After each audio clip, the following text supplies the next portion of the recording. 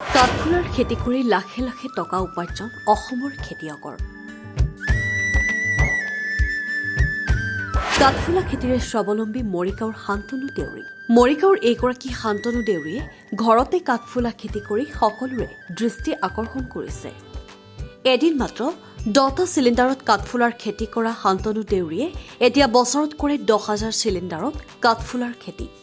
পত্নী মঞ্জুলা বৰদলৈৰ সাঁচতীয়া 300 টকাৰে 10টা চিলিণ্ডাৰত উৎপাদিত 10 কিলোগ্ৰাম কাঠফুলা বিক্ৰী কৰি 700 টকা লাভ কৰাৰ পাছত আৰু অধিক মন মেলিলে এই খেতিৰ প্ৰতি।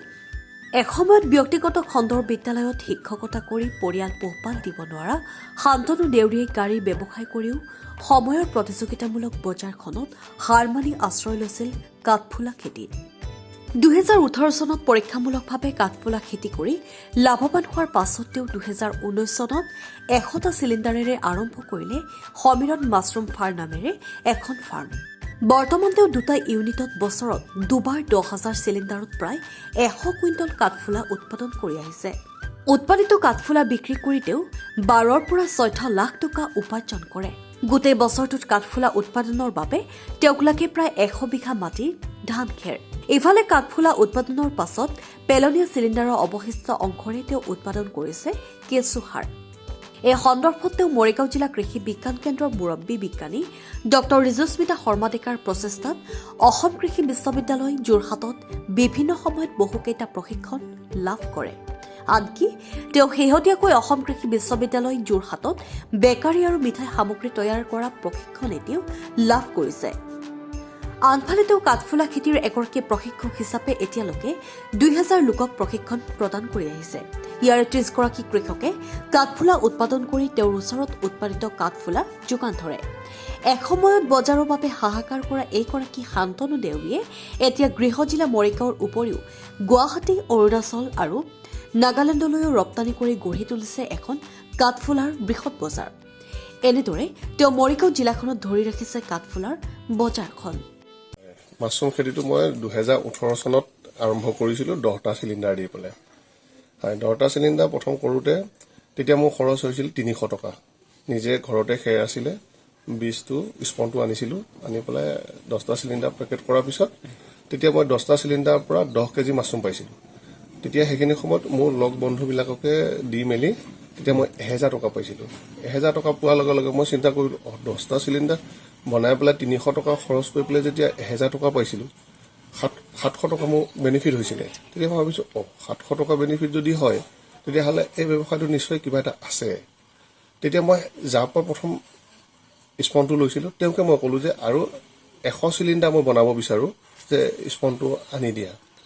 তেওঁ আনি দিলে, কিন্তু তেতিয়ালৈকে মই ইয়াক কেনেকৈ কৰিম, কি কৰিম মই একো বুজা নাছিলোঁ, বা মাৰ্কেটখন ক'ত পাম সেইটোও বুজা নাছিলোঁ। যেতিয়া সেইটো পেকেট কৰি পেলাই আৰম্ভ কৰিলোঁ, কৰাৰ পিছত তেতিয়া মোৰ সেই শিক্ষাটো মানে জানিব খুব মনোগ্ৰাহী হ'ল।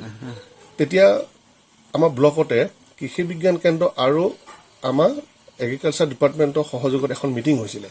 মিটিং হওঁতে তাত মোক মাতিছিলে। মাতোতে মই তেতিয়াই আমাৰ মৰিগাঁও স্থিত জাগাস্থিত য'ত আছে কৃষি বিজ্ঞান কেন্দ্ৰৰ মুৰব্বী আমাৰ ঋজুস্মিতা ডেকা শৰ্মা বাইদেউক লগ পাইছিলোঁ। লগ পোৱাৰ পিছত তেওঁ মোৰ ঘৰলৈ আহিলে আৰু আহি চোৱাৰ পিছত তেওঁলোকৰ জাগাস্থিত কৃষি বিজ্ঞান কেন্দ্ৰতে 4 দিনীয়া প্ৰশিক্ষণৰ ব্যৱস্থা এটা কৰাই পেলাই মোক মাতিছিলে। তাতে মই কৰিছিলোঁগৈ।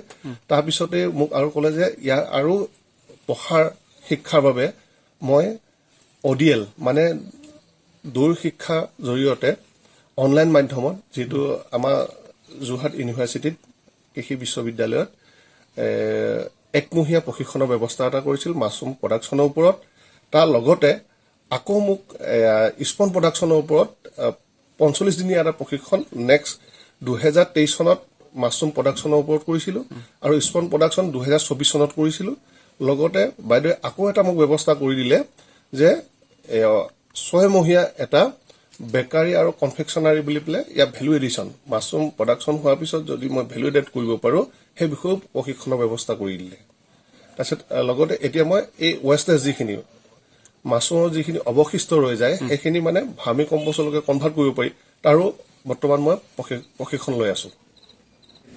যেতিয়া মই 2023 চনত প্ৰশিক্ষণ সামৰিছিলোঁ, প্ৰশিক্ষণ লৈছিলোঁ মাছৰুম প্ৰডাকশ্যনৰ ওপৰত।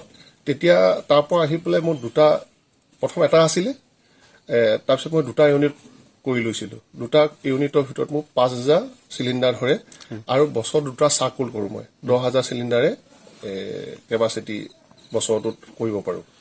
এতিয়া আপোনাৰ প্ৰতিটো চিলিণ্ডাৰত কিমান খৰচ হয়? হয় হয়, প্ৰতিটো চিলিণ্ডাৰত ইয়াতে মোৰ 60 টকাকৈ খৰচ হয় আৰু ধৰক 3 মাহৰ ভিতৰত এটা চাৰ্কুল মই শেষ কৰোঁ।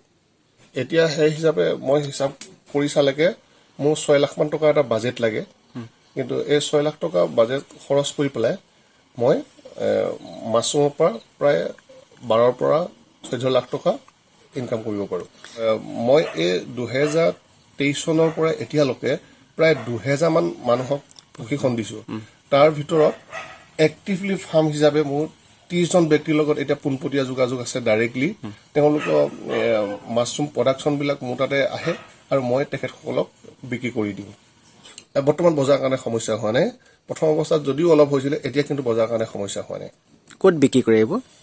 এইটো মৰিগাঁও আশে পাশে আৰু যিখিনি মোৰ ছিজনত বেছি উৎপাদন হয় সেইখিনি গুৱাহাটীলৈকে ট্ৰান্সফাৰ কৰোঁ। কিছুমান অৰুণাচলতো যায়, নাগালেণ্ডতো যায়। লাহৰীঘাটৰ পৰা বিষ্ণু ডেকাৰ ৰিপৰ্ট, অংকুৰিত অসম।